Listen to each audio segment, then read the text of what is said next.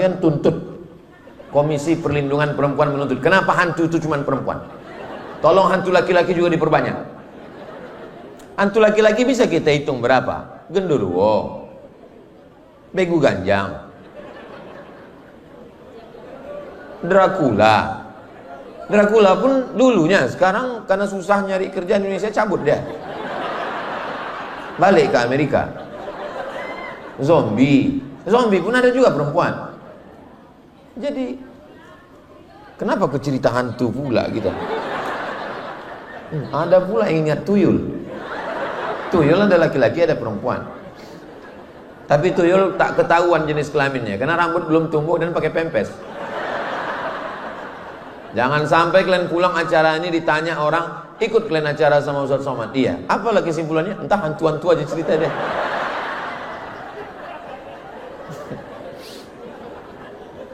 Rezeki yang pertama waktu, rezeki yang kedua iman, rezeki yang ketiga orang tua, rezeki yang keempat pasangan hidup.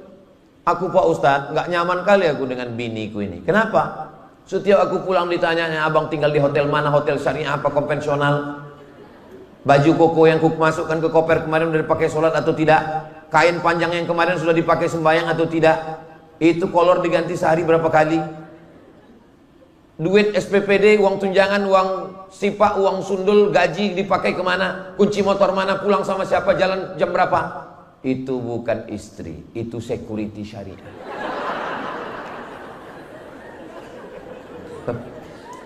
Kalau ada bapak yang punya istri bertanya kau pulang jam berapa, duit kemana, gaji kemana, itu bukan istri, itu adalah bidadari surga yang dikirim Allah SWT. Pulang dari sini, jangan panggil dia istriku, panggil dia, oh my angel. Kau adalah malaikat yang menyelamatkan aku. Saya Pak Ustadz kalimatnya udah lama saya siapkan, cuman orangnya belum jumpa. Mudah-mudahan yang belum ketemu jodoh dijumpakan dengan istri yang solihah-solihah. Mak kuat kali amin ya. Laki saya nih Pak Ustadz, cakapnya kasar, angkuh, sombong, mentang-mentang dia begaji, mentang-mentang dia berduit. Tapi sejak mendengar ceramah Ustadz, sekarang dia di rumah sudah diam. Kenapa diam? Stroke. Ya Allah, mudah-mudahan yang sakit-sakit diangkat penyakitnya. Rezeki yang kelima adalah kawan, sahabat. Ayah, ya, itu kawan ayah. Ya, kawan ayah itu dari muda dulu. Di mana ayah kenal? Itulah kami ditangkap satpam dulu. Waktu sama-sama nyuri pagar kuburan. Lewat kemarin kami di kuburan. Habis pagar-pagar besi itu dipotong. Beberapa bulan ini sering kali saya dapat posting orang Medan mencuri besi. Saya marah, saya bilang, aku ini dari Medan, aku bilang, sekolahku di Medan. Tapi pas ku tengok itu, betul juga ini. Mama, iya, itu kawan mama. Oh, kawan mama sejak gadis itu. Gimana dulu sama dia? Itulah, nggak usah ceritakan, gak enak kali gitu. Kalau punya kawan, selalu bertanya, udah kau sembahyang, jangan kau pacaran, jangan kau buat dosa, jangan kau maksiat. Kalau punya kawan baik macam ini, jangan dikubur sebelum mati.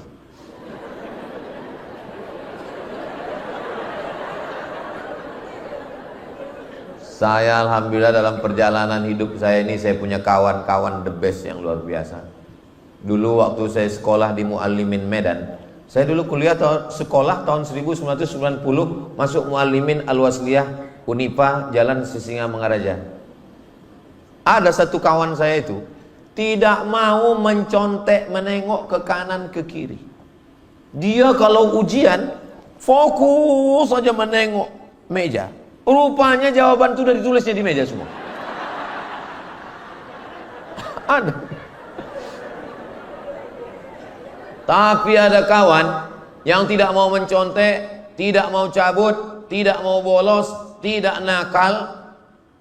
The best, orang baik. Sekarang kerja di kantor Kementerian Agama. Namanya hafal Quran 30 juz. Namanya Ustadz Mar'i Muhammad. orang baik. Satu lagi lulus jadi tentara, namanya Ustadz Muhsin, baik. Saya kawan itu yang saya ingat tuh dua, yang paling baik sama yang paling jahat. Makanya kalau kita mau diingat orang, dua lah. Kalau tidak jadi Musa, jadi Fir'aun. Kalau kawan yang setengah-setengah, payah kita ingatnya. Ingat sama aku, Mat. Ingatlah, kau kan Fir'aunnya dulu. Tapi kalau setengah-setengah dia, ingat sama aku, Mat. Siapa ya? Kayaknya yang abu-abu itu nih. Kadang-kadang jadi Musa, kadang-kadang jadi Fir'aun. Nah, itu payah kita ingat.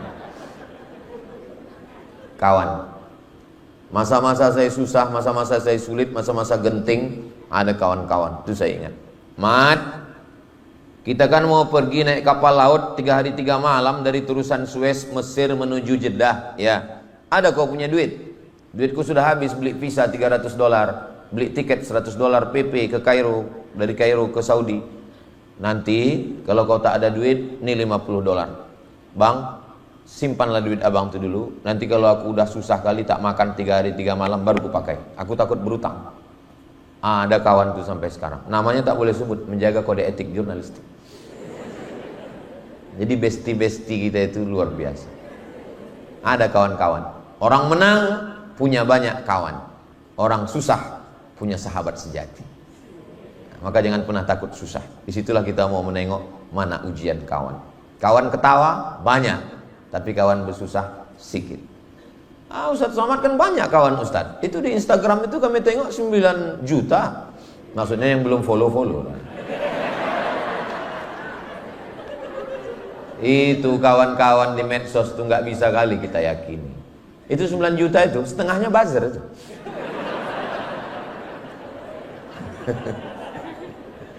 Nah, jadi kalau punya kawan yang baik, tetap jaga. Kenapa susah mencari kawan yang baik di zaman sekarang? Kira-kira betul tak betul? Ngaku semua orang. Rezeki yang keenam, apa itu? Rezeki yang keenam adalah rezeki anak soleh. Kalau perempuan solihah, itulah rezeki. Alhamdulillah Pak Ustadz, anakku ini lulus Pak Ustadz. Sekarang dia kerja di Amerika. 1 bulan itu dikirimnya 1 kotak Budweiser, 1 kotak vodka.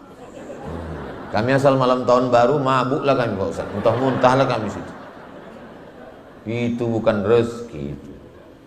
Alhamdulillah Pak Ustadz, anak saya ini sekarang udah jadi orang kaya. Apa kerja dia? Judol. Dia kerjanya di Vietnam sekarang Pak Ustadz. Alhamdulillah, dialah motor-motor semua judi online ini. Alhamdulillah Pak Ustadz, sudah kami store ke Basnas 2,5%. Itu bukan rezeki, itu laknat. Rezeki itu yang mana? Ketika anak itu sejuk dipandang mata, menenangkan hati dan jiwa. Datang dia ke rumah kita, jilbabnya panjang, bajunya panjang, wajahnya cerah. Pas ditengok wajahnya, pakai skincare kau? Enggak, ini bekas wudhu mak. Oh, jadi kau anggap kami ini tayamum semua? Macam kau aja yang berwudhu. Janganlah gitu kali. Mentang-mentang udah hijrah, biasa aja lah. Ini sikit-sikit wudhu, sikit-sikit wudhu. Kau pikir kami ini tak pernah mandi? Anak saya Mizian Haziq Abdillah, yang kedua Sami Ahmad Misbahi Ibadillah. Minta tolong ke semua bapak ibu, doakan supaya anak-anak saya ini selamat dunia akhirat. Begitu juga dengan anak-anak kita semua. Banyak orang menganggap kalau punya anak ada rezeki, kalau tak punya anak tak ada rezeki. Tidak semua begitu. Justru kadang skenario Allah indah dia tahan. Karena kalau kau dapat anak, anak kau ini hantu. Berapa banyak orang punya anak menyesal punya anak. Lama hidup banyak dirasa, jauh berjalan banyak ditengok. Lama jadi ustadz banyak yang curhat. Aku Pak Ustadz saking nakalnya anakku nih, rasanya mau ku masukkan lagi ke dalam. Gimana kau mau masukkan anak kau ke dalam? Kok begini rasanya Pak Ustadz, kalau ku kenang-kenang, kalau ku ingat-ingat lagi, bagus aku tak punya anak. Ada orang ngomong gitu. Saking kan sakitnya punya anak. Apa tak sakit? Pulang dia ke rumah Pak Ustadz, dibawanya perang panjang. Kalau tidak mamak belikan Kawasaki Ninja, aku bacok. Ibu-ibu masak nasi goreng pagi, kenapa lah nasi ini tak masak-masak? Rupanya kompor udah dijual anak beli narkoba. Itu bukan rezeki itu. Mudah-mudahan anak kita jadi rezeki semua. Yang terakhir, yang ketujuh, kata Syekh Muhammad Mutawalli Asy-Sya'rawi, rezeki yang paling terendah itulah dia harta. Yang dikatakan orang harta yang rezeki paling tertinggi, nah, justru harta rezeki paling terendah. Karena justru dengan hartalah orang banyak tidak jadi rezeki tapi jadi laknat. Kira-kira yang bisa pakai sabu-sabu itu orang kaya atau orang miskin? Orang kaya berduit lah yang bisa beli sabu. Kalau orang miskin tak jadi dia mabuk pakai sabu. Pakai apa? Kecubung. Tak ada modal. Pakai apa mabuk orang miskin? Pertamak. Itu pun setengah liter. Beli pertamak, dihisap tak juga mabuk. Rupanya oplosan. Dihisap hari ini 3 hari lagi baru mabuk. Rencana mau mabuk, duit tak ada. Ambil kopi, campur spiritus. Spiritus untuk lampu strongkeng dulu. Itu dicampurkannya. Rencana mabuk, minum, rupanya mati. Kayak mana bro? Jadi dia mabuk, lebih dari mabuk lagi. Kayak mana? Menyala abangku. Apa tak menyala jantung tuh begini dengan api strongkeng, mencari paret, masuk ke dalam sungai, mati. Tersumbat ikan sapu-sapu di mulut. Tolong kalian buatkan karikaturnya nanti. Rezeki adalah yang bisa mendekatkan kita kepada Allah Subhanahu wa taala. Sekarang setelah saya betulkan mindset saya dan mindset kita semua, saya mau ngetes paham atau tak paham. Yang laki-laki diam dulu, walaupun menjawab dalam hati saja. Apakah mobil itu rezeki? Aduh, sedih kali kita kalau udah ngomong 30 menit orang nggak paham. Kalau dengan mobil itu kita bisa bawa kepada yang baik, rame-rame ngaji, rame-rame silaturahim, berarti mobil itu rezeki. Tapi kalau mobil itu justru untuk buat maksiat, buat dosa, tutup kaca 100%, mobil bergoyang, berarti mobil itu lah. Sekarang yang perempuan diam dulu, laki-laki saya tanya. Apakah duit itu rezeki? Mati kita.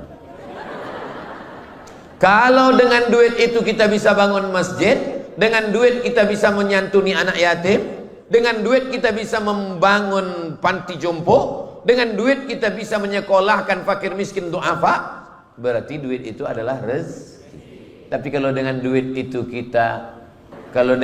itu kita justru buat maksiat, berarti dia laknat, bukan rahmat.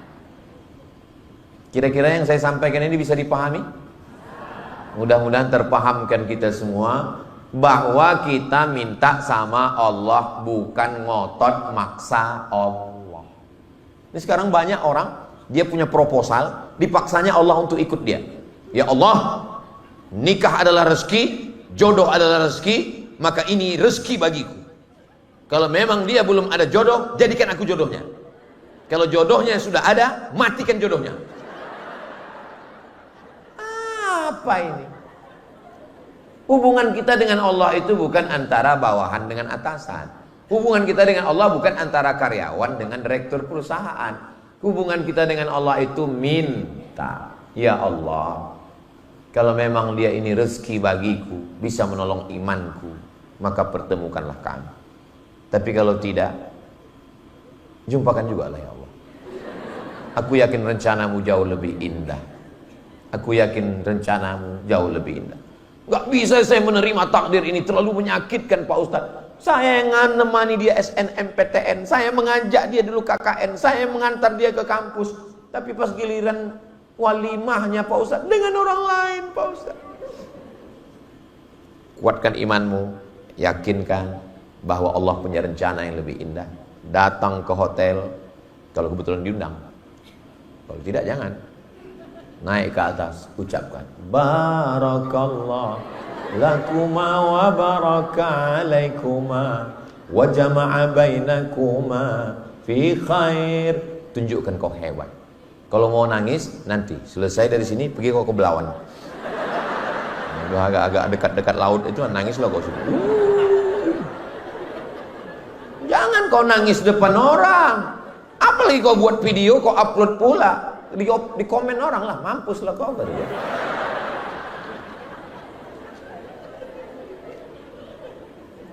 Rencana Allah jauh lebih indah.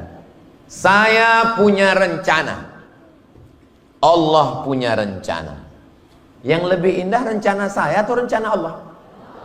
Rencana Allah. Aku mesti selesai S1 di Mesir 4 tahun. Habis itu aku mesti ke Sudan 2 tahun. Habis itu aku mesti doktor 2 tahun. 8 tahun aku mesti doktor. Berarti aku pulang sebelum 30 tahun sudah doktor. Dan aku akan membawa ijazahku ke Malaysia dan ke Brunei. Aku mau jadi dosen.